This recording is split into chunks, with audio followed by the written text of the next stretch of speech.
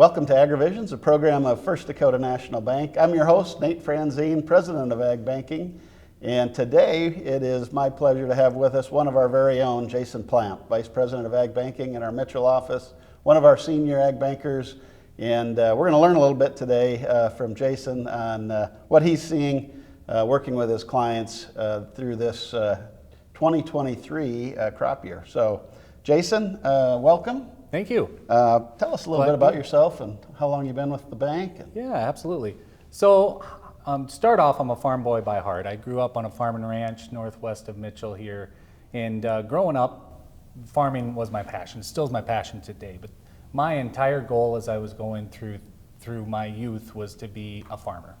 And as time went along, I decided I would go out and explore life a little bit. So I went to SDSU, got my degree in ag business.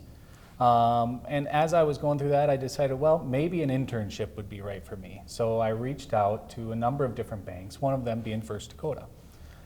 As luck would have it, I didn't hear anything back from First Dakota at the time. But as I was getting ready to enter the job force, I heard that there was an open position, and you and others had reached out to me. And I remember our conversation, and I was very firm at the time. I said, Nate, I will guarantee you 5 years, but after that, I'm going back to the farm. So here I sit 20 years later, and I'm no closer to going back than the day I started. And I really have grown to love ag banking because it allows me to do what I believe I'm best at, but still be in touch with agriculture. That is a great story, and one that I think you'll hear from a lot of our ag bankers. Ag is our passion, and it's one of the things that revs my engine every day working with our team is just the passion and the sincere desire to help producers across our footprint. Absolutely. To that end, Jayson, let's dive into some subject matter. We're well into our renewal season at this point. Maybe you could even say on the tail end of our renewal season. Yeah. What have you been hearing and seeing with your producers? What are the conversations, and how are we positioning our clients to have a successful 2023? Certainly. Well, right now, I think one of the things that would be my takeaway from this renewal season is that it's another good year in agriculture. I mean, by and large, we're seeing solid incomes, net incomes being positive, working capital going up. Things are pointed in the right direction. And I joke around with you a lot that there are years that I don't get paid enough to do my job, and there are years I get paid too much. This year might be a year I get paid too much, just because as things come in, it's pretty easy to see we're making money, and agriculture is making money. So I think that we're pointing in the right. That doesn't mean that there isn't struggles out there in spots. Yeah. Some of our folks who have a large exposure to cow-calf, maybe they're starting to see some of the pickup in good prices and better income, but it's taken time. Yeah. And we've seen quite a bit of drought in parts of our footprint that certainly impact farmers, but with crop insurance protection, maybe not quite as much as some of those cow-calf producers that you're talking about. Yeah, those folks had to go out and replace the feed that maybe isn't covered by crop insurance. Right. And that puts a real hole in the pocketbook. So we're cognizant of that and helping those folks through.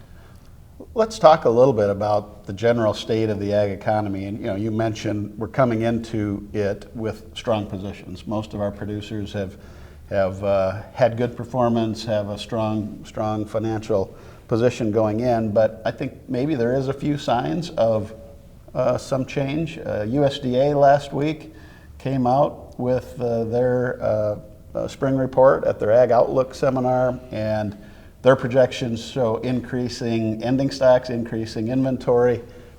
Just fundamentally, that would tend to have us thinking there'll be downward pressure on commodity prices. Yep. What are your thoughts around commodity prices as we look forward? Absolutely. Well, the old adage is the cure for high prices is high prices. So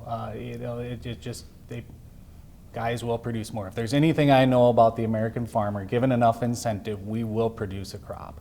And we've had challenges the last couple of years as it relates to drought, as you mentioned, but it looks now like maybe we're starting to bust out of that a little bit. I mean, I know that this isn't all going in the ground, but certainly it's good to see every couple of weeks we're getting some form of precipitation. And when they're forecasting something, we tend to be towards the higher end than the lower end.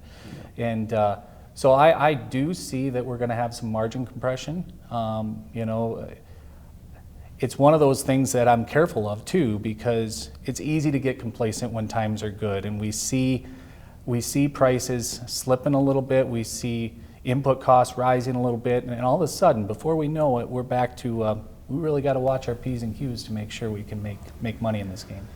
To your point of not being complacent, which I think is just great advice to any business in any scenario, right? But certainly as cyclical as agriculture is, are there certain things you're talking to your clients about today to help them challenge themselves not to be complacent, things that they can do today to continue to take advantage of the environment we're in and the commodity levels that we have today?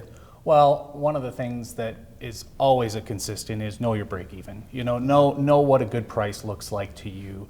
You know, and when we start to talk about marketing opportunities, the question I'll ask is where do you want to market? And in my opinion, the wrong answer is at the top.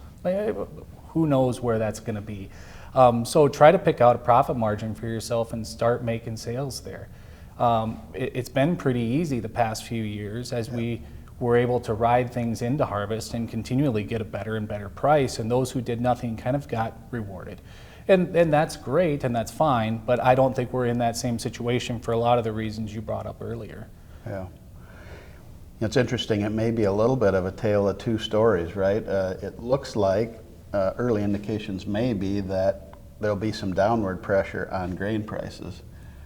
Maybe on the livestock side it's a little different, right? We're coming out of drought, we've reduced the cow herd, we're down in numbers. Yes. Maybe there's an opportunity here for some people on the livestock side, maybe beef cattle in particular, Absolutely. to finally see some real opportunities. I always try to be careful when I get too overly optimistic about something, and I will temper this comment with that right now, that I am very optimistic on the beef side. But I feel very firmly that if you've been in the beef industry for the past decade, now is not the time to be shrinking your herd. You know, keep your numbers up and make sure that I think we're going to have an opportunity to get a little bat on the ball here and really make some progress that we haven't seen in the past few years in the cow-calf industry. And don't be sitting on the sidelines if it's been part of your opportunity in the past. Yeah. And for some of our farmer feeders out there that maybe backed off numbers in recent years just because there was really tight margins and hard to find profit, is it an opportunity maybe to reconsider getting back in at a little higher level? I sure think so. It seems like right now what's scaring folks away is the opportunity to find feed. Yeah. And, you know, we'll produce more feed. That's coming here as soon as the snow goes away and the grass greens up. Yeah. But the prices on cow-calf or cows right now are cheaper than average, I think, or especially considering the price of the calf at their side. So. Yeah, very good. Well, as always, it'll be another exciting year relative to markets, commodity prices, for sure.